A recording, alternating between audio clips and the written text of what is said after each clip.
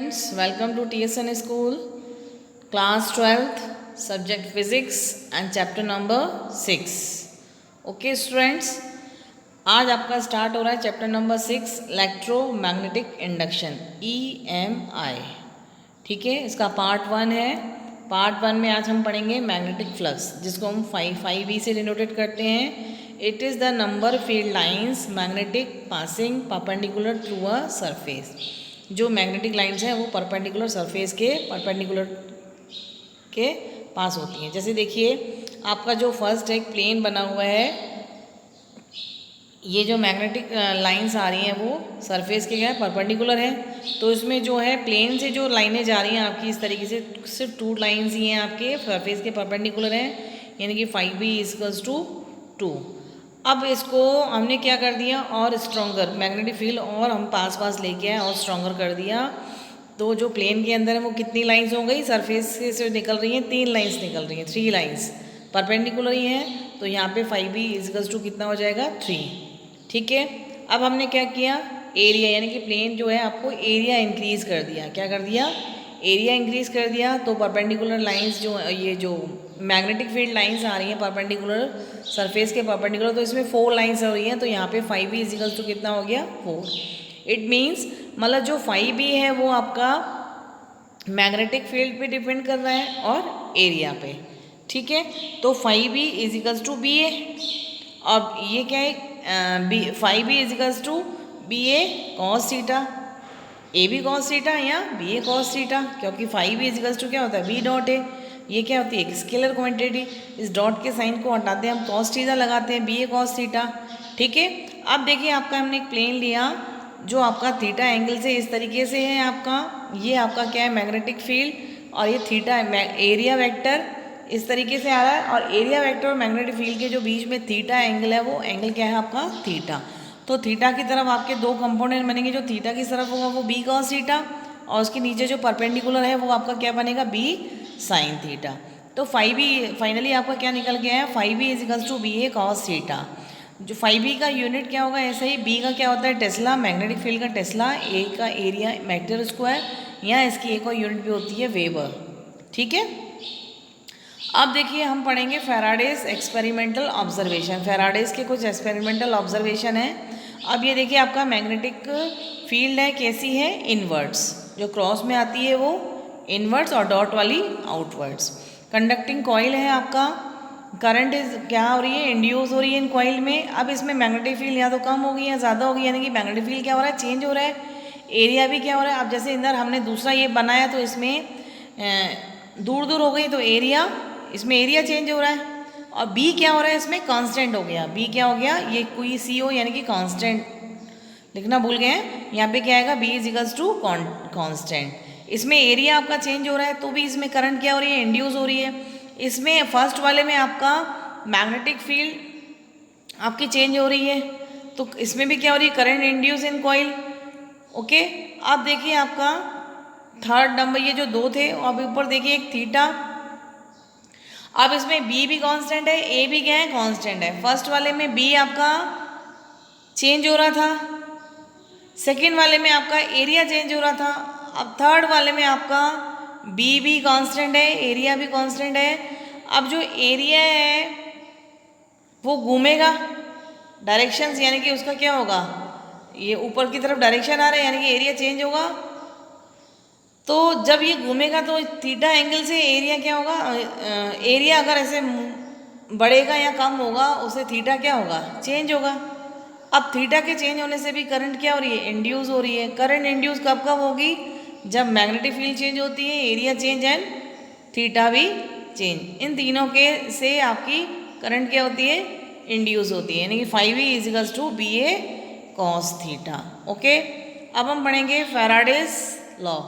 Faraday's first law of EMF. इसका first law क्या है, whenever there is a change in magnetic flux linked with a conductor on EMF is induced in the conductor if the conductor form a closed coil.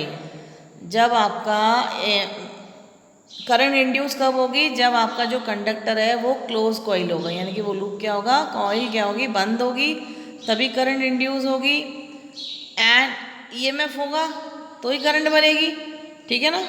तो इस EMF induce से आपकी क्या होगी, current कब induce होगी, जब from a closed coil, conductor जो कॉइल है वो क्लोज्ड हो, and induce current flows through it, वहाँ से जो इंड्यूस करंट होगी वो फ्लो करने लगेगी। ओके, इसकी एक और डेफिनेशन भी है। इसमें देखिए ये आपका एक कॉइल है जिसमें गैल्वेनोमीटर लगा हुआ है, करंट अभी हम पता करेंगे करंट किस तरीके से आएगी। नीचे वाला जो फिगर है वो इस कॉइल के सामने ही आएगा इस तरीके से। अब देखिए जो नॉर्थ है और एक हमने साउथ पोल बनाया है आपके, ये इसमें मैग्नेटिक फील्ड निकल रही है नॉर्थ से बाहर की ओर, साउथ के अंदर की ओर, ठीक है। अब ये ऊपर कॉइल के अंदर जाएगा, अगर कॉइल्स के पास रखा होगा तो अगर जैसे ही इधर अगर एन है और पास आएंगे तो इसमें मैग्नेटिक लाइंस, फील्ड्स के लाइंस क्या हो जाएंगी, इंक्रीज करेंगी, ठीक है। और करंट आपका फ्लो करने लगेगा, वहाँ पे क्या करने लगेगा, करंट फ्लो करने लगेगा। और करंट का डायरेक्शन क्या हो जाएगा, इधर गैल्वेनोमीटर के इधर लगा रखा है हमने, ठीक है। अब इसका जो सेकंड डेफिनेशन क्या निकल के आया, whenever there is a relative motion, जैसे हम मोशन करवाते हैं बिटवीन कॉइल एंड मैग्नेट, ये जो ऊपर वाली कॉइल बना रखी है और मैग्नेट है, दोनों को क्या करवा रहे हैं हम, मोशन करवा रहे हैं। And EMF induce in coil, फिर ईएमएफ का आपका कॉइल में क्या होगा, इंड्यूस होगा। ईएमएफ इंड्यूस होगा तो करंट इंड्यूस होगी।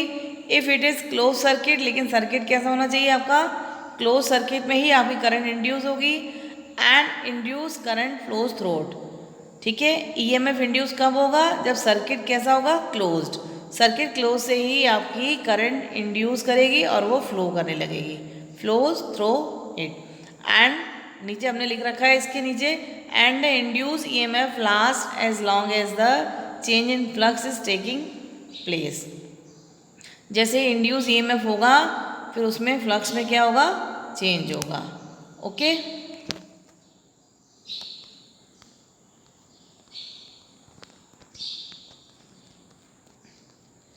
ये दोनों डेफिनेशंस ये आपके फैराडेज फर्स्ट लॉ की दो डेफिनेशंस हैं, दोनों हमने क्लियर कर दी। अब आपका है Faraday's seconds law of EMF.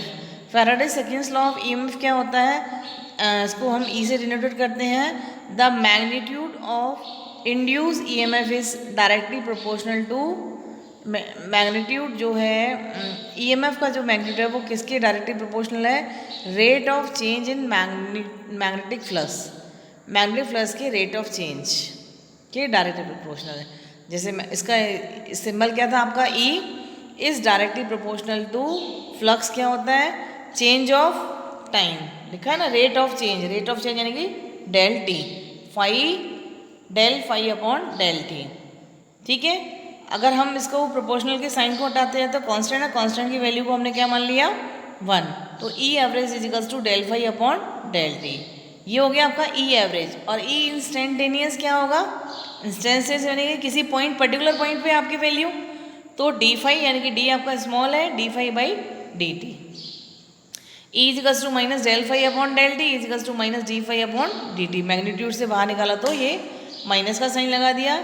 Induce current if resistance of coil is R, अगर रेजिस्टेंस आपका कॉइल का क्या है आर ओम है तो आई एवरेज क्या होगा, E average upon R, E average del phi upon del T into 1 upon R. ऐसा ही I instantaneous, E instantaneous upon R, D phi by D T into 1 upon R. Okay, इससे related numerical देखिए, if the 5e is equals to 5t square plus 4t plus 1 point induce EMF through the coil at t is equals to 1 seconds में, solution क्या है, e is equals to क्या होगा, आपका particular point पे पहुंच रहा है तो e is equals to D phi by D T, इसका D phi by D T हमने किया तो क्या आएगा 10t, 5t स्क्वायर क्या हो जाएगा 2 आगे आ जाएगा 10t प्लस 4 प्लस 0। अब t इज इक्वल्स टू 1 पे e इज इक्वल्स टू क्या होगा, t इज इक्वल्स टू 1 पे 10 इंटू 1 प्लस 4, 10 प्लस 4 यानी कि 14 वोल्ट, क्या है आपका 14 वोल्ट। अब देखिए आपका सेकेंड क्वेश्चन क्या है, a coil is placed with its plane perpendicular to a uniform magnetic field of strength 0.5 tesla, B का वैल्यू कितना दे रहा है 0.5 tesla. If suddenly the radius of coil start shrinking at the rate of 0.5 mm per second, find the EMF induce in conducting circular coil when radius of coil is 5 centimetre. Radius दे रहा है आपको, B दे रहा है 0.5 Tesla, dr/dt जो आपका 0.5 mm पर second है, यानी कि लिखा है ना रेट ऑफ, तो dr/dt is equals to 0.1 mm per seconds. ठीक है, तो ये क्या हो जाएगा 0.1 इंटू 10⁻³ पाई का वैल्यू हो गया। Phi by is equals to क्या होगा BA cos theta, BA cos 0 degree, 5 B is equals to BA। ठीक है, E is equals to d∅/dt, D और फाइव की वैल्यू हमने रख दी BA, और A का यानी कि क्या हो गया एरिया πr²/dt, B पाई dr²/dt। ठीक है, r² का बाई dt के वो हमने कर दिया इंटीग्रेशन। r का वैल्यू कितना है 5 सेंटीमीटर दे रहा radius, E is equals to B pi 2 आगे आ जाएगा 2r dr/dt। अब इन सबकी हमने क्या कर ली वैल्यू सब्स्टिट्यूट कर दी। B का वैल्यू 0.5, पाई का 3.14, 2 की जगह 2, r का 5 इंटू 10⁻², और dr/dt का वैल्यू क्या था, ये जो हमने इधर फिगर के सामने रखा हुआ है 0.1 इंटू 10⁻³ सारी वैल्यू सब्स्टिट्यूट करी, वहाँ से E का वैल्यू फाइंड आउट किया। ठीक है, ये आप खुद कैलकुलेट करोगे, लिख दिया मैंने, do your self calculate. Okay, यहाँ से E का वैल्यू आपका क्या हो जाएगा फाइंड आउट हो जाएगा। ओके, अब है आपका डायरेक्शन ऑफ इंड्यूस EMF और करंट। डायरेक्शंस निकालना है EMF और करंट का लेंस लॉ से। ठीक है, अब लेंस लॉ क्या होता है, the direction of induce EMF is always such that it oppose the cause producing. मतलब जहाँ से वो द डायरेक्शन ऑफ इंड्यूस, जो इंड्यूस EMF का जो सच दैट इट अपोज, जिस कारण वो प्रोड्यूस होता है उसी कारण से वो उसको क्या करता है अपोज भी करता है। अब जैसे इसके एग्जाम्पल देखिए, एग्जाम्पल नंबर 1, ये देखिए आपका जो क्रॉस वाले हैं वो इनवर्ट करंट्स, जो डॉट वाले हैं वो आउटवर्ड करंट्स। अब ये हमने ये मैग्नेटिक फील्ड है, मैग्नेटिक फील्ड क्या हो रही है यहाँ पे इंक्रीज हो रही है। अगर जैसे ही मैग्नेटिक फील्ड इंक्रीज होती है तो फाइव भी क्या होगा इंक्रीज, फाइव इंक्रीज होने से ही क्या होगी EMF इंड्यूस करंट होगी। EMF इंड्यूस करंट क्या करेगी, फाइव को डिक्रीज करने की कोशिश करेगी। और वो फाइव डिक्रीज कैसे होगा, उसका करंट का डायरेक्शन पता करना पड़ेगा कि हम करंट को कौन से डायरेक्शन में रखें कि फाइव क्या हो जाएगा आपका डिक्रीज हो। अब देखिए जो आपने करंट का डायरेक्शन निकाला था वो क्या होता है, ये आपका इनवर्ड है, थंब को वहाँ करो, ठीक है, फिंगर्स को कर्ल करेंगे और हम डायरेक्शंस पता करेंगे। तो इसमें जो डायरेक्शंस होगी वो एंटी क्लॉकवाइज होगी। क्या होगी, एंटी क्लॉकवाइज की डायरेक्शन से फाइव क्या होगा डिक्रीज। सेकंड वाला देखिए, इसमें फाइव इंक्रीज हो रहा है, फाइव इंक्रीज यानी कि बी भी इंक्रीज, बी इंक्रीज यानी कि अब देखिए इसमें उल्ट वही सेम है, लेकिन इसमें जो है इनवर्ड मैग्नेटिक फील्ड क्या का डायरेक्शन क्या है इनवर्ड, इसमें क्या है आउटवर्ड। आउटवर्ड से क्या हो जाएगा करंट का डायरेक्शन क्लॉकवाइज आ जाएगा आपका। तो इंड्यूस करंट क्या करेगा, जो इंड्यूस करंट EMF होगा वो फाइव को डिक्रीजेस करने की कोशिश करेगा, फाइव को डिक्रीज करेगा।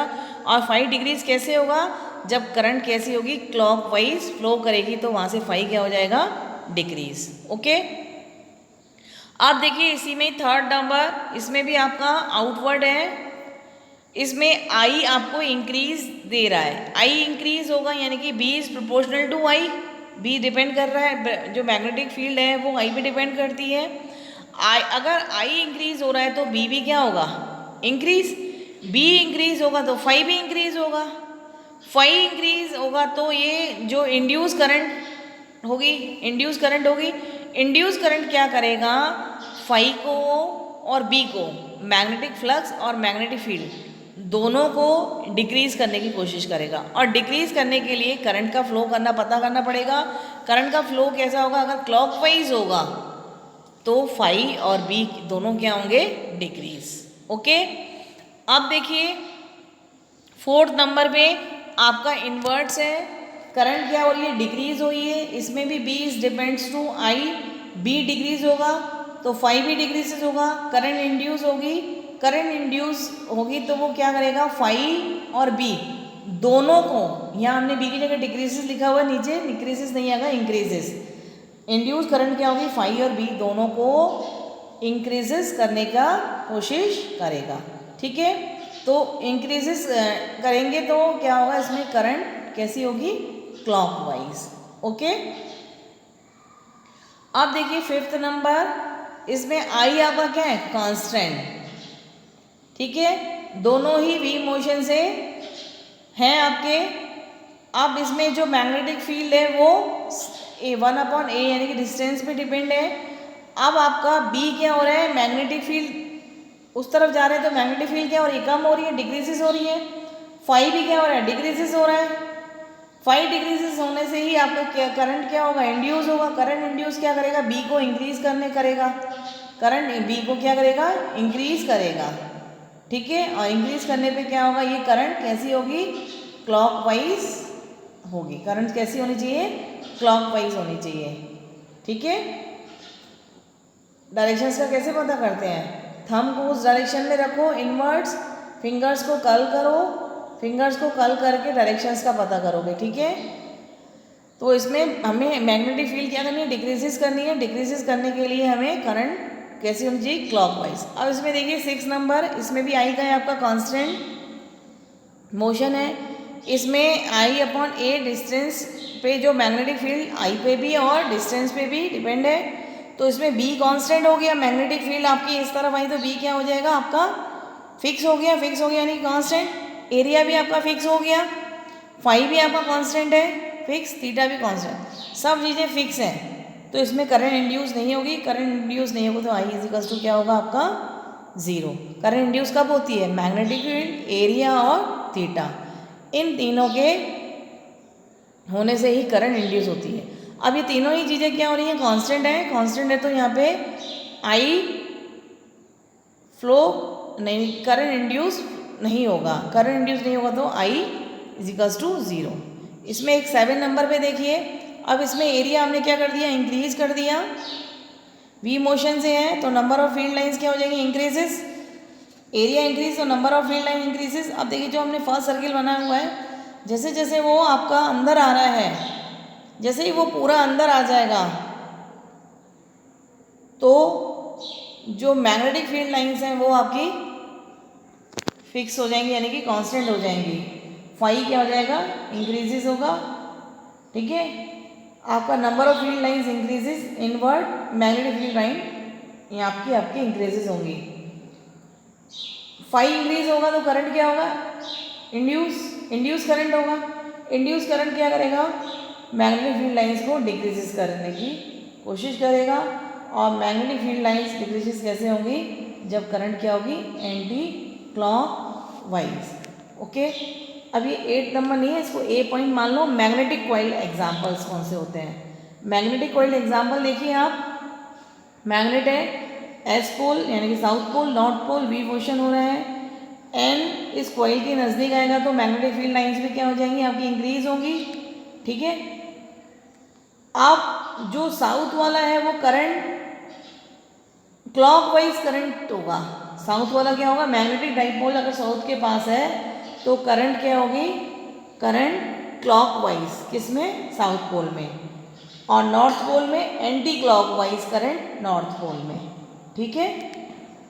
अब इससे रिलेटेड इसके जो मैग्नेटिक पोल के एग्जांपल्स, मैग्नेटिक कॉइल एग्जांपल्स, ये देखिए कॉइल है, ऊपर एक मैग्नेट है, एन पोल और साउथ पोल। एन अगर जितना नीचे आएगा तो मैग्नेटिक फील्ड उतनी ज़्यादा होगी। इसको हमें क्या करना है, दूर करना है। दूर करने के लिए हमें कॉइल के पास क्या कैसा पोल होना चाहिए, एन पोल, ठीक है। तो डायरेक्शंस कैसी होगी आपकी, इस तरीके से निकल रही है आपकी, ठीक है। सेकेंड वाले में आपका क्या है, साउथ और नॉर्थ वी मोशन। इसमें क्या होगी, मैग्नेटिक फील्ड लाइंस कम करने के लिए हमें साउथ पोल को आगे लेके आना होगा। आगे लेके आने के लिए हमें कॉइल पे क्या रखना पड़ेगा, नॉर्थ पोल, नॉर्थ एंड रख दिया और करंट का डायरेक्शंस लिया, ठीक है।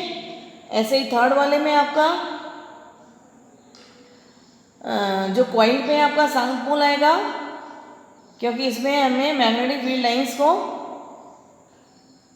क्या है, इसके दूर जाएगी तो उसको पास लाने के लिए इधर साउथ पोल लाना पड़ेगा। ऐसे ही आपका ये वाला होगा, फोर्थ वाला मैग्नेट एन और एस बी मोशन से